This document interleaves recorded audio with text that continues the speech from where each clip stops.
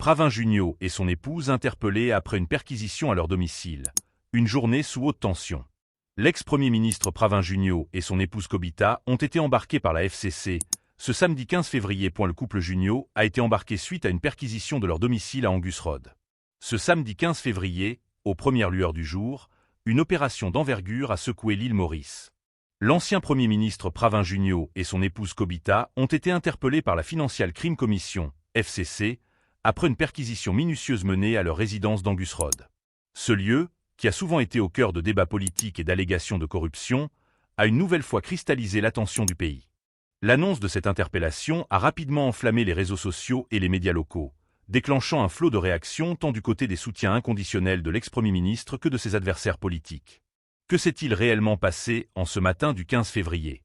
Pourquoi une telle opération a-t-elle été menée? Et quelles pourraient en être les conséquences sur la scène politique et judiciaire du pays? Retour sur une journée historique et riche en rebondissements. Une opération menée avec une précision chirurgicale. Tout a commencé tôt dans la matinée, lorsqu'un important dispositif de la FCC, épaulé par des éléments des forces de l'ordre, s'est présenté aux portes de la résidence d'Angus Road. L'opération, menée avec discrétion et fermeté, avait manifestement été planifiée en amont. Des informations confidentielles recueillies par la FCC auraient conduit à cette perquisition de grande envergure. Dès leur arrivée sur les lieux, les enquêteurs ont immédiatement pris le contrôle de la résidence, empêchant toute entrée ou sortie non autorisée. Un périmètre de sécurité a été établi aux alentours de la propriété, attirant rapidement l'attention des curieux et des journalistes qui se sont pressés sur place pour tenter d'obtenir la moindre information. Selon plusieurs témoins oculaires, des agents ont été vus entrant dans la demeure avec des mallettes et du matériel d'investigation. La perquisition a duré plusieurs heures, au cours desquelles chaque pièce de la maison aurait été fouillée avec minutie. L'objectif des enquêteurs, collecter des preuves susceptibles de faire avancer leur enquête sur d'éventuelles malversations financières impliquant l'ancien chef du gouvernement. Une interpellation qui marque un tournant politique. Après plusieurs heures d'investigation, le verdict est tombé. Pravin Junio et son épouse Kobita ont été invités à suivre les enquêteurs pour être auditionnés dans les locaux de la FCC. L'image du couple quittant la résidence sous escorte policière restera sans doute gravée dans les mémoires comme un moment clé de la politique mauricienne contemporaine. Les réactions ne se sont pas fait attendre. Tandis que certains dénoncent un acharnement politique contre un leader influent, d'autres y voient une avancée majeure dans la lutte contre la corruption et les abus de pouvoir.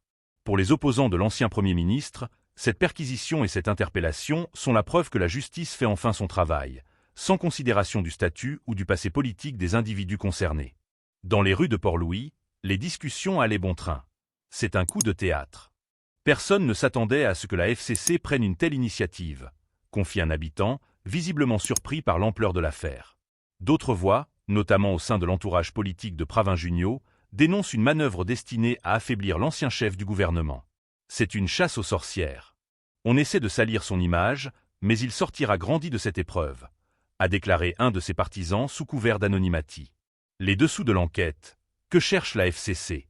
Si la FCC a choisi de frapper fort en procédant à cette interpellation, c'est que l'affaire Angus Road reste une énigme non résolue qui intrigue depuis des années. Plusieurs transactions suspectes liées à cette propriété auraient éveillé les soupçons des autorités. D'après certaines sources proches du dossier, les enquêteurs tenteraient d'établir un lien entre des fonds d'origine douteuse et l'acquisition de la résidence d'Angus Road. Cette affaire, qui avait déjà été évoquée par le passé sans jamais aboutir à une conclusion définitive, refait donc surface avec fracas. La FCC pourrait chercher à retracer le parcours des fonds ayant servi à l'achat et à l'aménagement de cette luxueuse demeure. Des documents comptables, des relevés bancaires et d'éventuels échanges électroniques entre les parties concernées pourraient être des éléments clés de l'enquête. Une journée sous haute tension dans les médias et sur les réseaux sociaux. Dès l'annonce de l'interpellation, la nouvelle s'est propagée comme une traînée de poudre. Les chaînes de télévision ont interrompu leur programmation habituelle pour couvrir l'événement en direct. Les réseaux sociaux, eux, se sont enflammés avec des milliers de messages, de hashtags et de débats animés. Les partisans de Pravin Junio ont rapidement dénoncé un complot orchestré par ses adversaires. Une arrestation politique, voilà ce que c'est. On veut l'empêcher de revenir sur la scène politique, a commenté un internaute sur Facebook.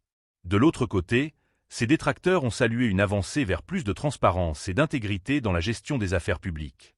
Personne ne doit être au-dessus des lois.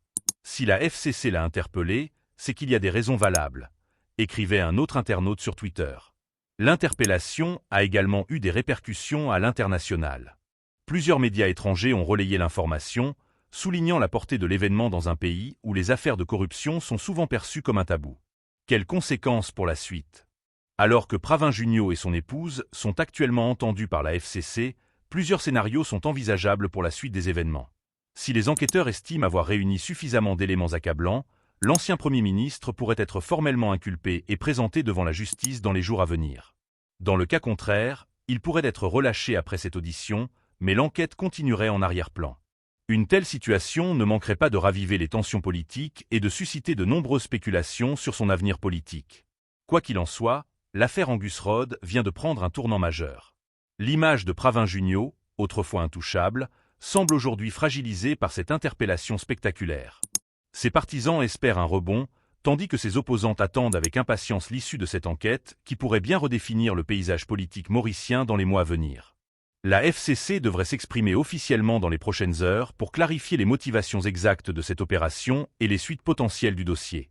En attendant, toute l'île Maurice retient son souffle. Pravin Junio et son épouse interpellés après une perquisition à leur domicile. Une journée sous haute tension. L'ex-premier ministre Pravin Junio et son épouse Kobita ont été embarqués par la FCC. Ce samedi 15 février, le couple Junio a été embarqué suite à une perquisition de leur domicile à Angus Rodd. Ce samedi 15 février, aux premières lueurs du jour, une opération d'envergure a secoué l'île Maurice. L'ancien Premier ministre Pravin Junio et son épouse Kobita ont été interpellés par la Financial Crime Commission, FCC, après une perquisition minutieuse menée à leur résidence d'Angus Rodd. Ce lieu, qui a souvent été au cœur de débats politiques et d'allégations de corruption, a une nouvelle fois cristallisé l'attention du pays. L'annonce de cette interpellation a rapidement enflammé les réseaux sociaux et les médias locaux, déclenchant un flot de réactions tant du côté des soutiens inconditionnels de l'ex-premier ministre que de ses adversaires politiques. Que s'est-il réellement passé en ce matin du 15 février? Pourquoi une telle opération a-t-elle été menée? Et quelles pourraient en être les conséquences sur la scène politique et judiciaire du pays? Retour sur une journée historique et riche en rebondissements. Une opération menée avec une précision chirurgicale. Tout a commencé tôt dans la matinée, lorsqu'un important dispositif de la FCC, épaulé par des éléments des forces de l'ordre, s'est présenté aux portes de la résidence d'Angus Rodd. L'opération, menée avec discrétion et fermeté, avait manifestement été planifiée en amont. Des informations confidentielles recueillies par la FCC auraient conduit à cette perquisition de grande envergure. Dès leur arrivée sur les lieux, les enquêteurs ont immédiatement pris le contrôle de la résidence, empêchant toute entrée ou sortie non autorisée. Un périmètre de sécurité a été établi aux alentours de la propriété,